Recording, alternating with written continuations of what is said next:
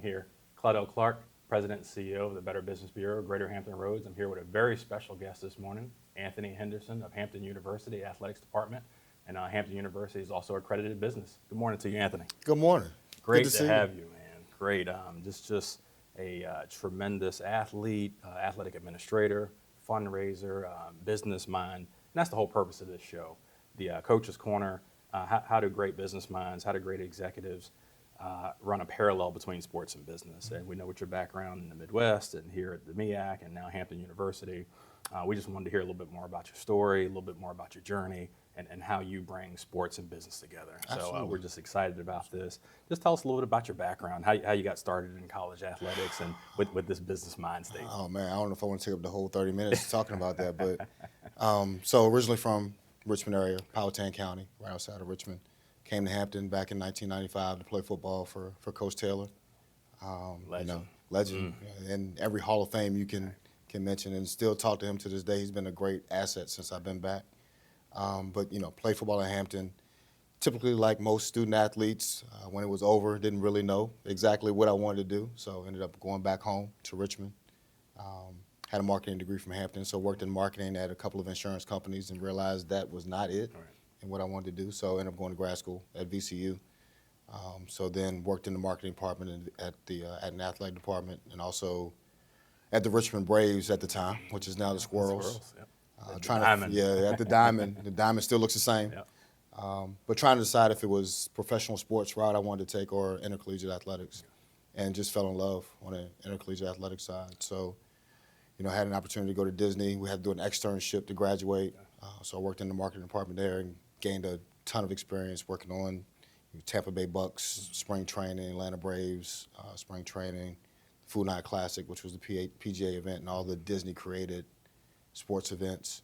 Then I got a call from Dr. Sander, who was the AD at VCU at the time. My former AD at Hampton, Dr. Thomas, was running the MEAC office and looking for a director of marketing and sponsorship. So, fortunately, came and had a conversation with Dr. Thomas, and that was my first full-time job and kind of where we met. You were the head coach at Norfolk at the time. And that was kind of the springboard to my career. Stayed on the external side, so marketing and sponsorship there. Fortunate enough to get over to Old Dominion when they were starting football back in 2008 and see that from the ground floor, all the sold-out football games, the sponsorships, all of those things helped build on that new stadium, all that helped build on the foundation. Funny enough, FCS football at the time at ODU, I wanted to take the next step up and had the opportunity to go to Akron, University of Akron, at the FBS level. Crazy enough, ODU then went to the FBS level after I left, so I probably should have just stayed. But fortunately to be at Akron for 8 years, it's been probably the longest I've been anywhere in my career, overseeing fundraising for athletics, having the opportunity to oversee sports, football sport administrator. That's kind of where I really cut my teeth to get on the path to be the AD. The AD at the time, I had two ADs, Tom Worcestershire for the first 4 years, and then Larry Williams for the last 4.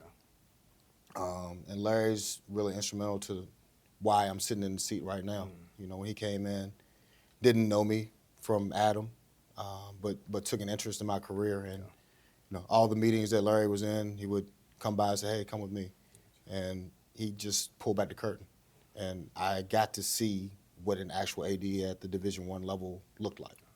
And can't thank him enough for that experience. Was there for 8 years. Had the opportunity to come back to Virginia at William & Mary and run their operation. Bobby Dwyer, who had been there for 30 plus years, retired. They need somebody to come in and run their fundraising operation, so I had an opportunity to do that, which was a great experience. COVID hit, and some things changed there, and had the opportunity to go to Yale. So I was there for a year and a half, and then President Williams got hired at Hampton, and it would have been 22. My predecessor left and went to Binghamton in November of 22. And, the president and I both were alums of the institution. Our circles kind of overlap.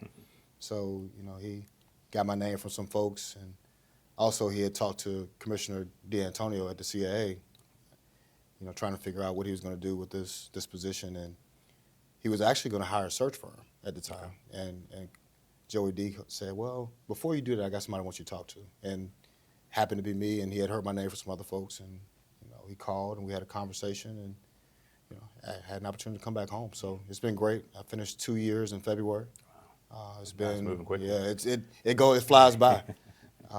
But really, really unique and interesting situation coming back to your alma mater to sit in the seat and actually, every other school that you work at, you kind of adopt that as your school. Right. You don't have to do that here because it is your home. school. It's home. Mm-hmm. So, no, definitely have enjoyed the last 2 years, and we're headed in the right direction, I think, anyway. Wow.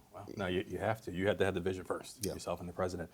Tell me about, you talked about so many stops, Yale, William & Mary, Akron, the MEAC, all these different places.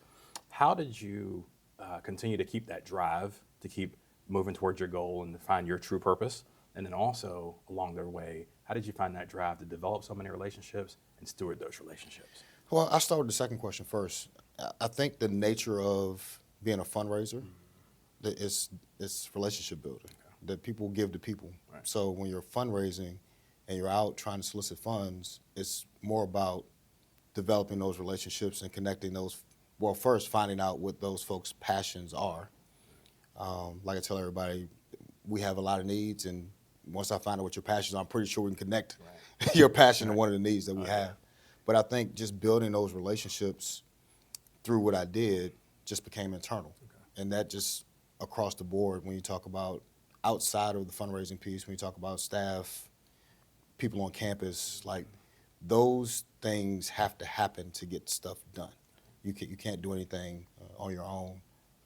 In most places, if you can break down those silos and have those relationships across campus and outside of campus in the community, that's usually where you find success. So, that just came, I guess, innately through the business, and you continue to develop on that. Right. Even nationally, when you talk about the other schools and ADs, like, at the end of the day, none of us are really competing with each other. Certainly. So there's no need to reinvent the wheel. So if you see somebody at a different institution that's doing something that you think may work as yours, pick up the phone and call. And you develop those relationships across the nation as well. Everybody's trying to get better. So those are things you kind of take and you apply them where you are. The drive, I think, just came from being a former student athlete. Right. At the end of the day, those are the things that you learn. How to get knocked down and get up.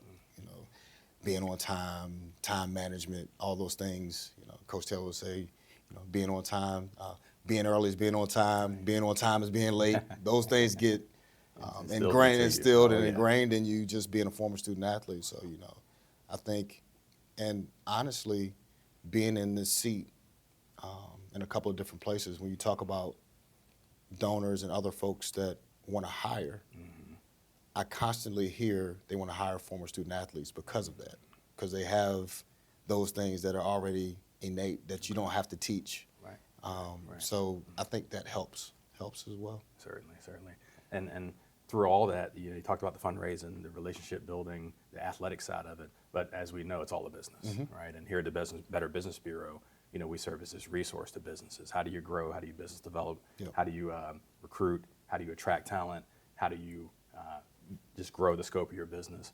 How do you and your staff continuously push to grow the scope of your business, and how do you use your experience to motivate them to want to be better business persons in this athletic business environment? Yeah, and I think you said it. It's an enterprise, right? It's everybody sees the product on the field, but they don't realize, like, behind the student athletes and the games, there's a business behind it.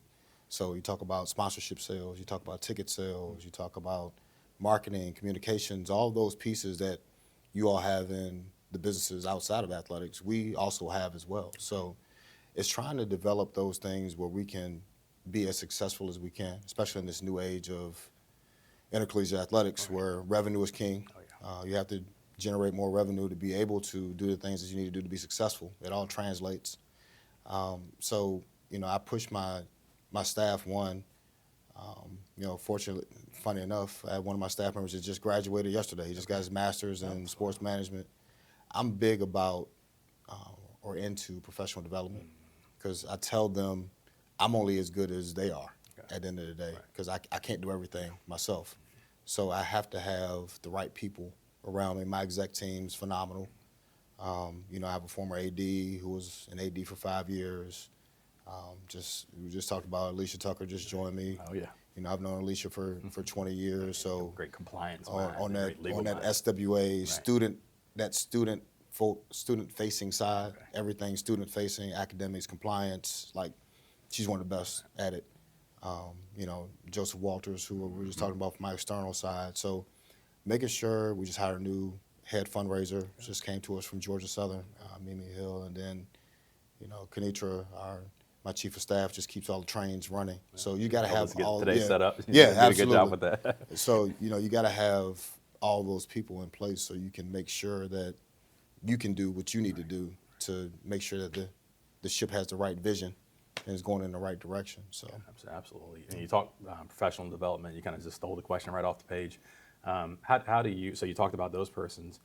Is it conferences? Is it in-house workshops? How does a athletic director in an athletic department, just for our viewers, I kind of know some of this, Yeah. but for our viewers, how does the athletic department kind of sharpen its business, acumen, and how do you stay cutting edge in the business acumen side of things? yeah, to your point, it's conferences, it's conventions. We have our national convention every June, NACTA. Rotates between Vegas and Orlando. This year is down in Orlando. Oh, okay. But within NACTA, there's a specialty for each area. Gotcha. So you have the business area, you have facilities, you have the development area, you have the compliance group, the academic group. So within the overarching umbrella, you have the specialty focuses for all. So this year we're taking like 10 folks down. Everybody that leads an area. So my exec team is going, of course, and then our head of academics is going, our head of compliance is going, the head of the business office is going. But that's the piece where and their job is to go and learn and then come back. And I tell everybody we need to put something together because everybody can't go. Right. So we'll go get all the knowledge and bring Right. it back, and then we'll have like an internal, Okay. an active for the entire department where they can bring back the knowledge for their different areas. But you got all types of NCAA programming as well. You know, I have some folks that, fortunately enough in the NCAA, they have some things that are specifically targeted towards minorities in administration.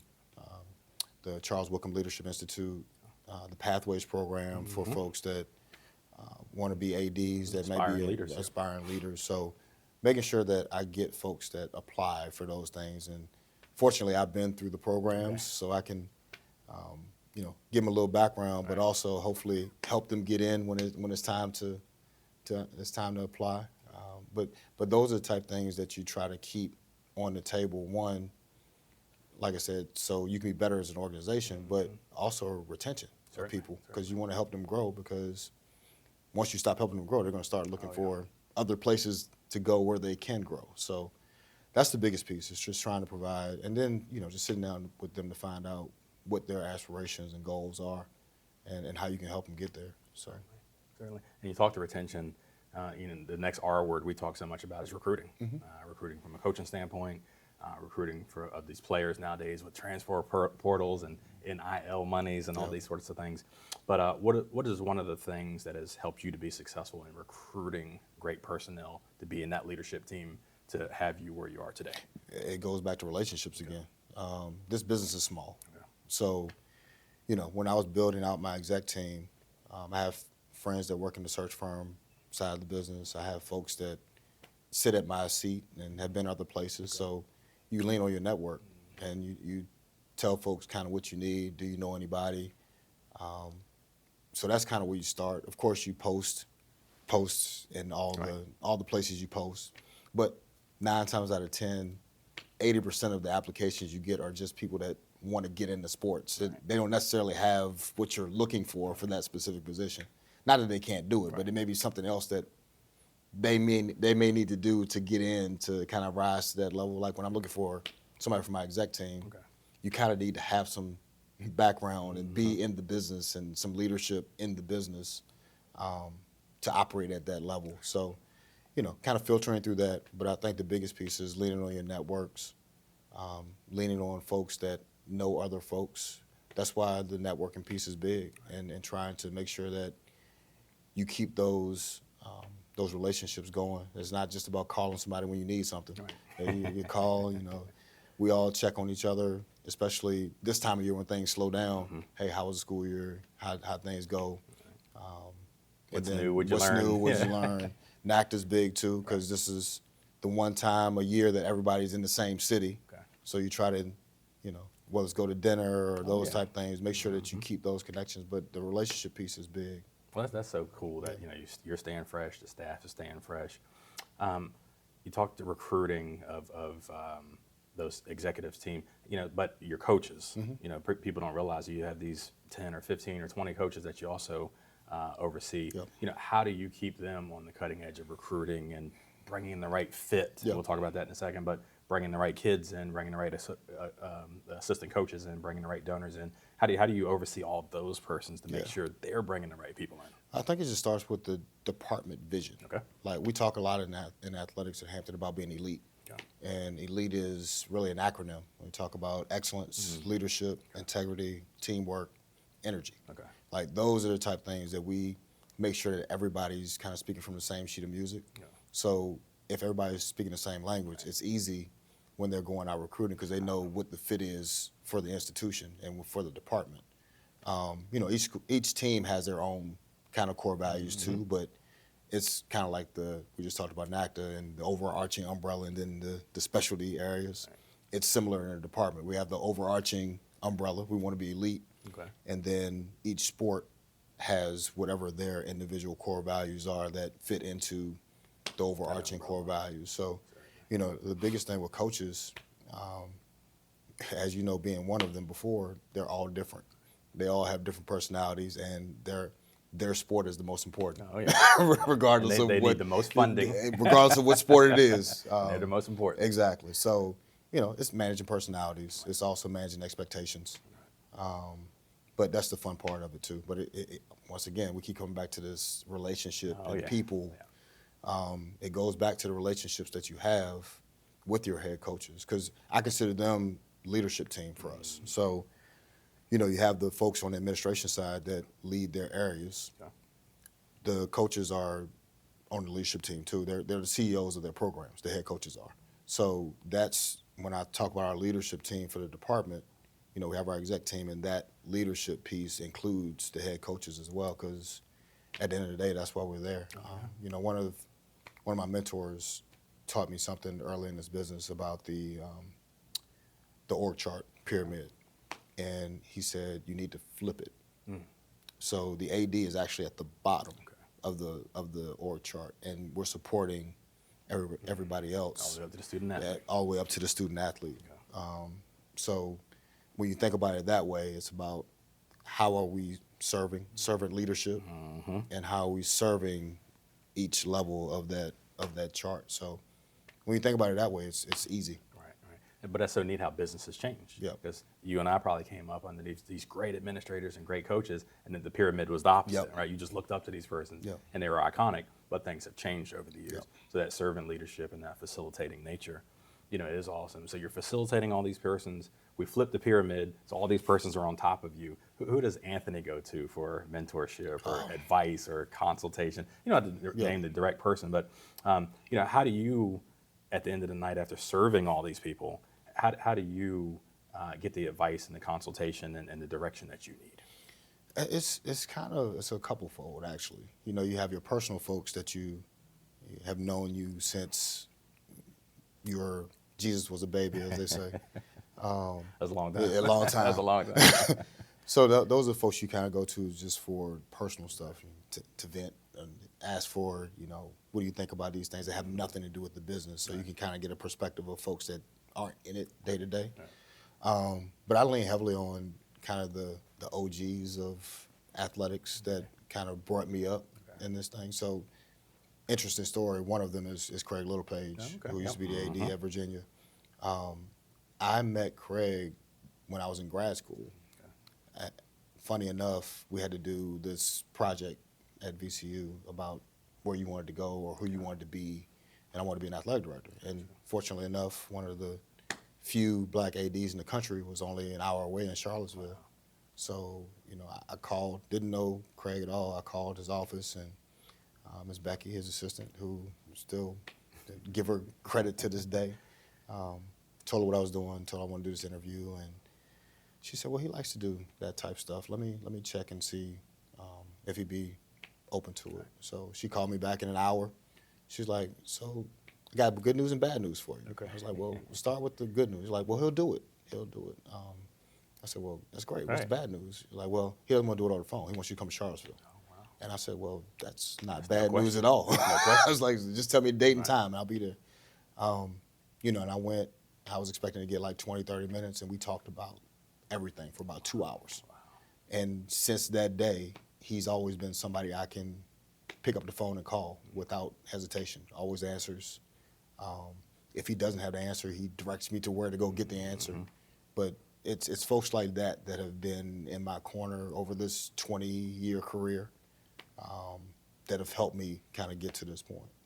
Wow. So another form of servant leadership. We Yeah. talk about serving the Hampton University athletics family, but as an athletic director and a business leader, we also have persons to serve. So you talk about 20 years and these places you've been now, you've built up enough experience. I'm sure you're serving other people. Yeah. So do you Yep. serve as a mentor or I do. consultant to I other do. people now? I do. Or I younger have- athletic directors? I have a little tree. Okay. A couple of branches on the tree. But that's one of the cool things about Okay. you don't think about it along the journey until you kind of just end up here and you look back, you're like, oh, that was Craig 20 years ago. yeah. And now it's me. Right. And it's not something you kind of set out to do. It just Happens. organically just happens.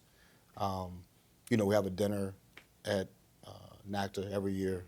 A lot of us black male administrators, because we have a little support group that we Okay. get together. Okay. But we started this dinner about 5 or 10 years ago, and each year we just bring somebody new, kind of just reaching back and bringing folks.